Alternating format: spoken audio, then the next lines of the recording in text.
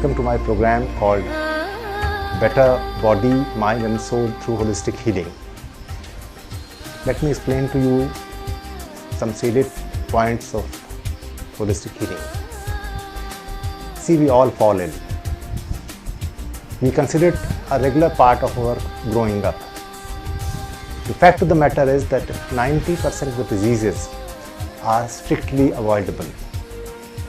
We don't fall sick, we invite sickness.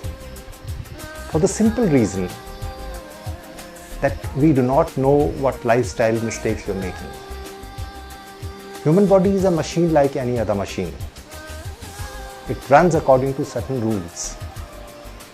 If we obey the rules, everything works fine.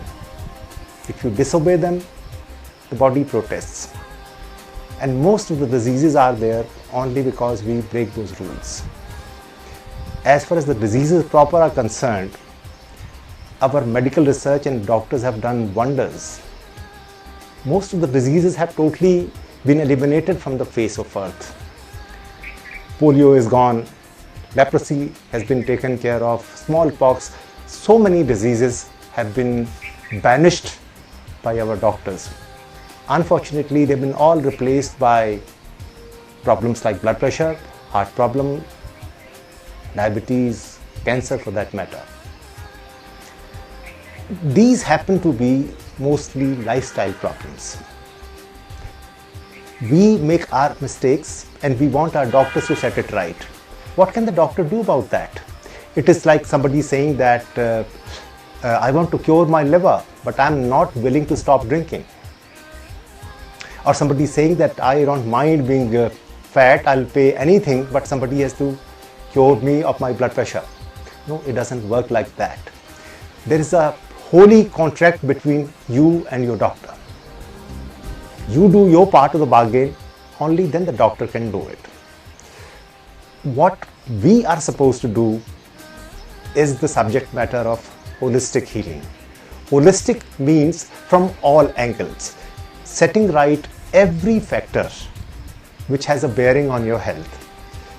Set them all right and a miracle takes place. Basically, these fall under 8 heads. Your eating, drinking, breathing, physical movement, rest, sleep, stress management, and your outlook towards life. Let me explain in 2 minutes. Outlook towards life means 2 things. One is that if you are by nature very jealous, competitive, negative, full with negativity, then you will not have good health yourself. Others may suffer a little bit, but it is you who will suffer the most. And then it's also a question of how you look at world. Many of us have a very self-defeating kind of outlook towards life. We think that eat, drink and be merry. Unfortunately, you eat and drink and your doctor makes merry. And then some people say, it's only one life, everybody has to die. Let's live the way we want to. We want to live it up. No, that doesn't work like that. We have to pay a heavy price, if not immediately, then in your old age. If somebody could guarantee that my excesses would only cut down my lifespan, then it is okay. Unfortunately, you end up spending too much of your last days in sheer misery. And if you've seen some people suffering in hospitals or even at home, they beg for death. Even death does not come. These are the end results of the choices that we make in our youth and even middle ages. Later, the nemesis falls on you, then you realize that you shouldn't have done this and that. So, if we can take those corrective measures at the right time, all these problems can be easily eliminated. Then comes stress management. Stress has a tremendous role on our mind. And the mind then translates it into problems for our physical conditions also. In earlier times, the doctor was a specialist, and more than that, he was a friend. He was a compassionate man. He would try to understand what is eating you and what you are eating. Today, your emotions have been set aside. Nobody wants to know what problem you are facing in your family front or your business front or your job front. Since nobody else is coming to your help, at least you have to take care of that. You have to realize how to dissipate your stress. We cannot all put all the blame on your present fast life. You cannot say that stress has increased today. Actually, it has decreased. It is we who are not able to take it. It is we who demand too much, and we are too competitive. We are not willing to lead a decent, proper life. Sleep also. Sleep has tremendous impact on your health. How much you sleep, at what time you sleep, all those factors also come into the play. Rest is a little different from sleep. Sleep, you are totally oblivious to the world, if at all you know how to fall asleep properly. But when you are resting, you are absolutely awake. Something very cruel happens. Your body is resting, but your mind still keeps working, even when you are resting. So that also has to be learned. Then comes physical movement, how much exercise you have to do, or whether you have to lead a sedentary life, what is expected from us. That again has tremendous bearing. Unfortunately, we refuse to move. We think that since we have all facilities, we should be mostly at rest. The body doesn't like it. Take it from me. The more rest and comfort you give your body, the more pain it will give to you. And the more you challenge your body, the more comfort it will be, the more ease it will give to you. Then comes breathing. Since we are leading a sedentary life, so because of that, our breathing has become extremely shallow. As you know, food, water and air is compulsory for life. If you're not taking sufficient air, that also creates problems for you. Similarly, water intake is scandalously low. That again is an important factor. And then also comes your food. Food is again of tremendous importance. When we set all those things right, then a miracle takes place. The diseases that had been haunting you for decades simply vanish. And please remember, we are not only talking about physical diseases.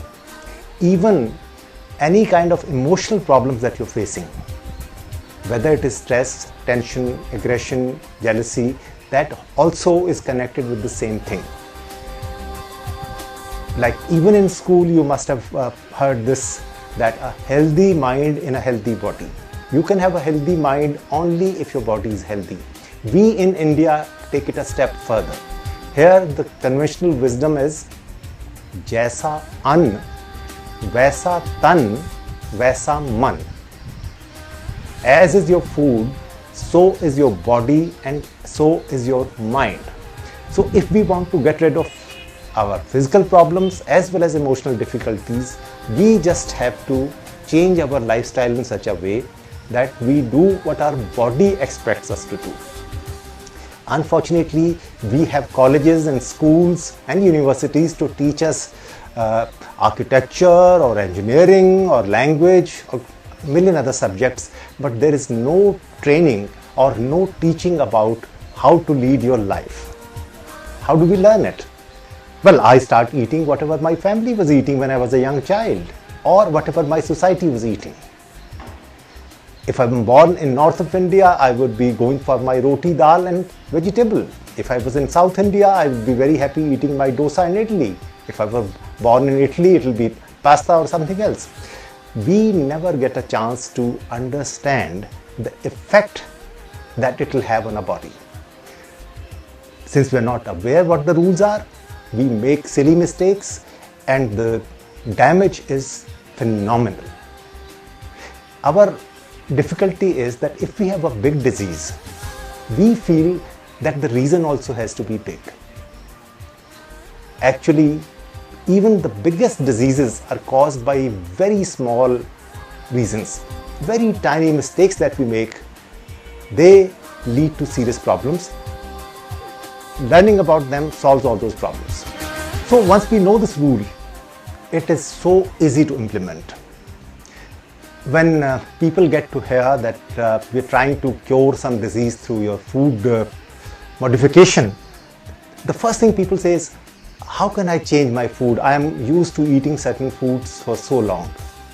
Of course it is difficult, because as long as you are not aware what it is going to do for you, it will be very difficult for you to change. Once you know, then it is the easiest thing to do. Take a simple example. If there's a young child, 2 years, 3 years or 4 years old, I'm sure his parents are constantly on his back to keep an eye on what he's doing 24/7. Why?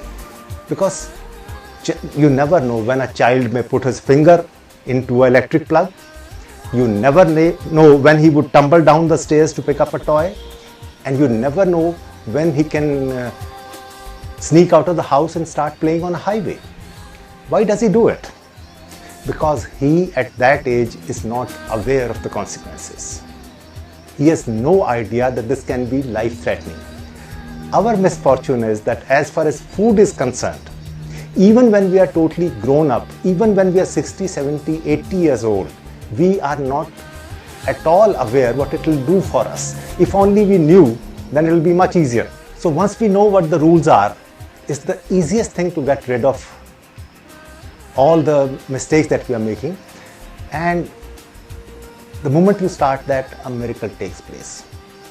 After all, body is a machine like any other.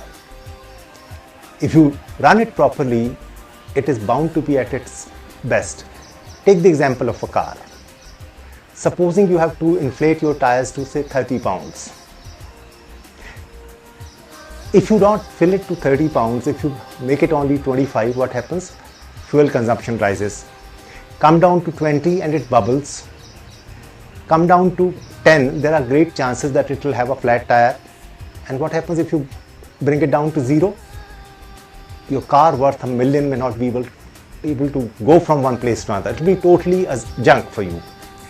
Similarly, when we make tiny mistakes about our food, we have these aches and pains. We make more serious mistakes. We have diseases proper. And if these mistakes are very, very serious, then it can even lead to death. Some of us make huge mistakes. Supposing somebody is taking drugs, he is making a huge mistake. Fortunately, we don't do that. Our tragedy is that we make tiny mistakes, but we make them repeatedly. So we may not be destroying ourselves immediately, but sooner or later we land in trouble. Our body is so strong that it can withstand even alcohol, even smoking for decades. When we're making mistakes only about our food, it may be the result may come after 20 years. We do not think about what is going to happen to me in 20 years later. It is important for us to quit as early as we can. We have to learn as early as we can, and then we have to implement the changes for our whole life, because nobody willingly wants to fall ill. We make these innocent mistakes, and it hurts me when I see hospitals full of patients. You must have seen many businesses failing. One business that never fails is a hospital. Why? Because there are more people, more clients available than the hospitals can handle. They are full to capacity only for one reason, that we are putting the responsibility of taking good care of us on the doctors. What can he do? It is not his job. He was there to take care of accidents. He was there to take care of emergency care and end stage care. Chronic diseases are not his cup of tea. That was our responsibility. If I have diabetes, it is my job to keep it under control. If I have blood pressure or cholesterol, or for that matter, even more serious diseases, it is my responsibility to take care of them. If we learn what is supposed to be done, and we implement it sincerely, then everything can be reversed except death, for that matter. Death is something which we can't do anything about it, but most of the diseases are likely to be gotten rid of merely by lifestyle change. And as we proceed, it's not a question of only getting better health, it's also a question of the sense of well-being. You should be able to enjoy life better. You should be a happier person, a more contented person, because that also is your own responsibility. Today they want to give medicine for everything. If you have slightly sadness, there's a medicine. If you're not able to fall asleep, they want you to take medicine. No, you are ruining the very fine balance of human body. Please do not go for this. The sense of well-being is also important. Health is not only absence of disease. You should have this inner joy. You should be able to enjoy life. You must have noticed that some people go into meditation and some people visit various ashrams. Not many people are in search of God. They are in search of peace. What we don't realize is that our agitation, our upset mind is mostly because of totally physical reasons. So what I teach is only the opening part or the entry level of going into meditation. We don't teach meditation unless a person has purified himself of various toxins that come to us through our breathing, eating or drinking. It is called Atma Shuddhi. You do a bit of self-purification and only then is it of any use to go into meditation. Otherwise what happens is there's a lot of distortion. Some people meditate for years, they don't get any results and they say this is all humbug, there's nothing in it. There are others who don't get even 10% of the benefit. They again have a wrong conclusion. If we are serious about meditation and other things, the best way is to clean up your body first. It will get rid of aches and pains, diseases, and it will also clear up your mind. Go into that tranquil state that is your natural birthright.